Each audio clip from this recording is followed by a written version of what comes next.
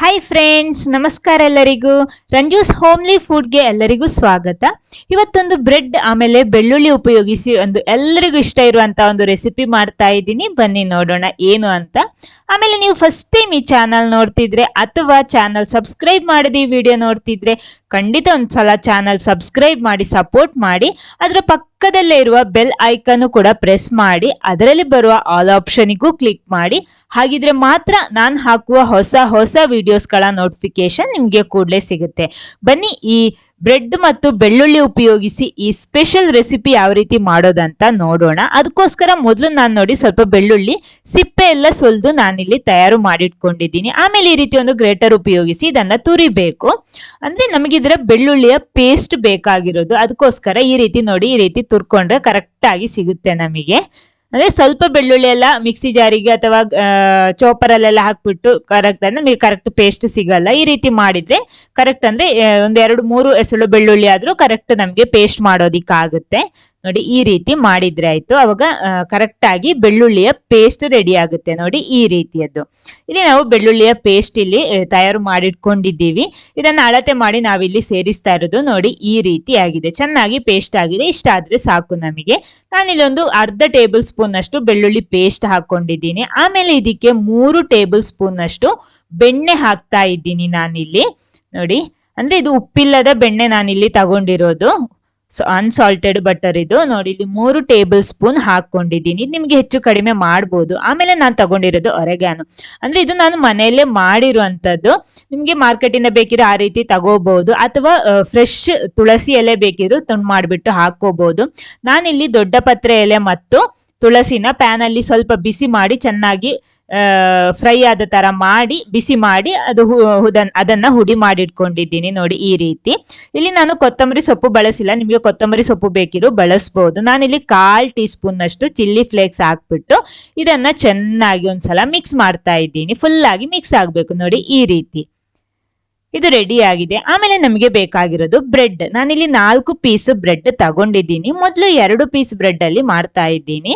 ನೋಡಿ ನಮ್ಮ ಬೆಣ್ಣೆಯ ಮಿಕ್ಸ್ ಇದೆಯಲ್ಲ, ಅದನ್ನ ಒಂದು ಬದಿಗೆ ಈ ರೀತಿ ಸ್ಪ್ರೆಡ್ ಮಾಡಬೇಕು. ಬ್ರೆಡ್ಡಿನ ಮೇಲ್ಗಡೆ ಈ ರೀತಿ ಸ್ಪ್ರೆಡ್ ಮಾಡಬೇಕು. ಆಮೇಲೆ ನಿಮಗೆ ಜಾಸ್ತಿ ಬೆಳ್ಳುಳ್ಳಿ ಫ್ಲೇವರ್ ಇಷ್ಟ ಇಲ್ಲದವರಾಗಿದ್ರೆ ನಿಮಗೆ ಸ್ವಲ್ಪ ಬೆಳ್ಳುಳ್ಳಿ ಪೇಸ್ಟ್ ಕಡಿಮೆ ಹಾಕೋಬಹುದು. ಜಾಸ್ತಿ ಇಷ್ಟ ಇರೋರಾದ್ರೆ ಜಾಸ್ತಿ ಹಾಕೋಬಹುದು, ತೊಂದ್ರೆ ಏನಿಲ್ಲ.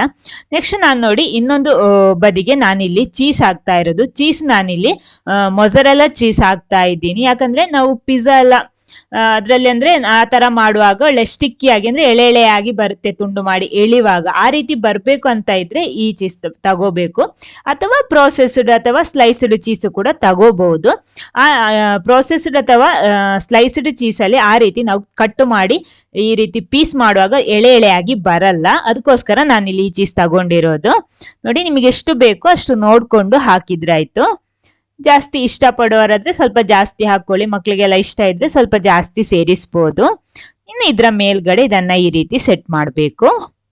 ಸೆಟ್ ಆಗಿದೆ. ಇವಾಗ ಇನ್ನು ಅದೇ ರೀತಿ ಇನ್ನೆರಡು ಬ್ರೆಡ್ಡಿಗೂ ಕೂಡ ಫಿಲ್ ಮಾಡಿ ತರ್ತೀನಿ ನಾನು. ನೋಡಿ ಇಲ್ಲಿ 4 ಬ್ರೆಡ್ ಕೂಡ ಇಲ್ಲಿ ರೆಡಿ ಆಗಿದೆ. ಇನ್ನೊಂದು ಪ್ಯಾನ್ ಬಿಸಿ ಮಾಡಿಬಿಟ್ಟು ನಾವು ಬೆಣ್ಣೆ ಹಚ್ಚಿದ ಪಾರ್ಟನ್ನ ಅಡಿಭಾಗಕ್ಕೆ ಈ ರೀತಿ ಹಾಕೋಬೇಕು. ಆಮೇಲೆ ಬಿಸಿ ಮಾಡ್ಕೊಳ್ಳಿ, ಚೆನ್ನಾಗಿ ಟೋಸ್ಟ್ ಆಗ್ಬೇಕು ಬ್ರೆಡ್. 2 ಕೂಡ ಅದೇ ರೀತಿ ಹಾಕ್ತಾ ಇದ್ದೀನಿ. ಹೈ ಫ್ಲೇಮ್ ಅಲ್ಲಿ ಇಟ್ಟು ಮಾಡಬೇಡಿ, ಯಾಕಂದ್ರೆ ಬೇಗ ಅದು ಕಪ್ಪಾಗೋ ಚಾನ್ಸ್ ಇರುತ್ತೆ. ಅದಕ್ಕೋಸ್ಕರ ಸ್ವಲ್ಪ ಮೀಡಿಯಂ ಅಲ್ಲಿ ಇಟ್ಟು ಮಾಡ್ಕೊಳ್ಳಿ. ಇನ್ನು ಇದ್ರ ಮೇಲ್ಗಡೆ ಸ್ವಲ್ಪ ಬೆಣ್ಣೆ ಪುನಃ ಹಚ್ಕೊಳ್ಳಿ. ಬೆಣ್ಣೆ ಅಂದ್ರೆ ಆ ಬೆಣ್ಣೆಯ ಮಿಕ್ಸ್, ಅದನ್ನ ಹಚ್ಚುತ್ತಾ ಇದ್ದೀನಿ ಈ ರೀತಿ. 2 ಬದಿಗೂ ಕೂಡ ಅದೇ ರೀತಿ ಹಚ್ಚಬೇಕು, 2 ಬ್ರೆಡ್ಡಿಗೂ ಕೂಡ ನೋಡಿ ಈ ರೀತಿ. ಇನ್ನು 2 ಬದಿ ಕೂಡ ಚೆನ್ನಾಗಿ ಟೋಸ್ಟ್ ಆಗ್ಬೇಕು ಬ್ರೆಡ್ ಇಂದು. ಇದನ್ನ ತಿರುಗಿಸಿ ಹಾಕ್ಬಿಟ್ಟು ಟೋಸ್ಟ್ ಮಾಡ್ತಾ ಇದ್ದೀನಿ. ನೋಡಿ ಈ ರೀತಿ 2 ಬದಿ ಕೂಡ ಚೆನ್ನಾಗಿ ಟೋಸ್ಟ್ ಆಗಿ, ಹೈ ಫ್ಲೇಮ್ ಅಲ್ಲಿ ಇಡಬೇಡಿ ಮಾತ್ರ. ನೋಡಿ ಇವಾಗ ಕರೆಕ್ಟ್ ಆಗಿದೆ, ಕಲರ್ ಏನು ಕಪ್ಪಾಗಬಾರ್ದು, ಕರೆಕ್ಟ್ ಆಗಿ ಸಿಕ್ಕಿದೆ ನೋಡಿ ನಮಗೆ. 2 ಬದಿ ಕೂಡ ಇದೇ ರೀತಿ ಮಾಡ್ಕೊಳ್ಳಿ. ಅವಾಗ ಸ್ವಲ್ಪ ಪ್ರೆಸ್ ಮಾಡಿದ್ರೆ ಒಳಗಿರುವ ಚೀಸ್ ಕೂಡ ಚೆನ್ನಾಗಿ ಬೇಗ ಮೆಲ್ಟ್ ಆಗುತ್ತೆ.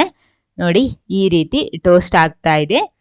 ಸಾಕು, ನಾನು ತೆಗಿತಾ ಇದ್ದೀನಿ. ಚೆನ್ನಾಗಿ ಟೋಸ್ಟ್ ಆಗಿದೆ 2 ಬದಿ ಕೂಡ. ಇದನ್ನ ತೆಗಿತಾ ಇದ್ದೀನಿ. ನೋಡಿ ಈ ರೀತಿ ಆಗಿದೆ. 2 ಕೂಡ ನಾನು ತೆಗಿತಾ ಇದ್ದೀನಿ. ಸಾಕು, ಇದು ಕೂಡ ತೆಗಿತಾ ಇದ್ದೀನಿ.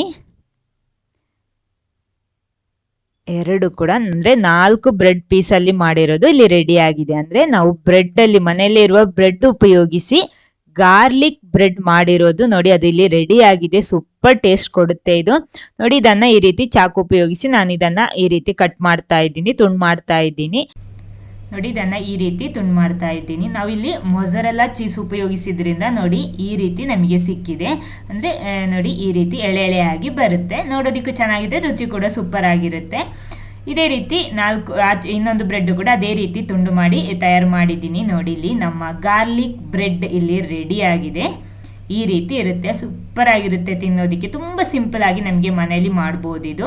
ನೋಡಿ ಇದನ್ನು ತುಂಡು ಮಾಡಿ ಈ ರೀತಿ ಸರ್ವ್ ಮಾಡ್ಬೋದು. ಈ ವಿಡಿಯೋ ನಿಮಗೆ ಇಷ್ಟ ಆಗಿದ್ರೆ ಖಂಡಿತ ಲೈಕ್ ಮಾಡಿ, ಎಲ್ಲರ ಜೊತೆ ಶೇರ್ ಮಾಡಿ, ಸಬ್ಸ್ಕ್ರೈಬ್ ಮಾಡೋದಕ್ಕೂ ಮರಿಬೇಡಿ. Okay, thank you.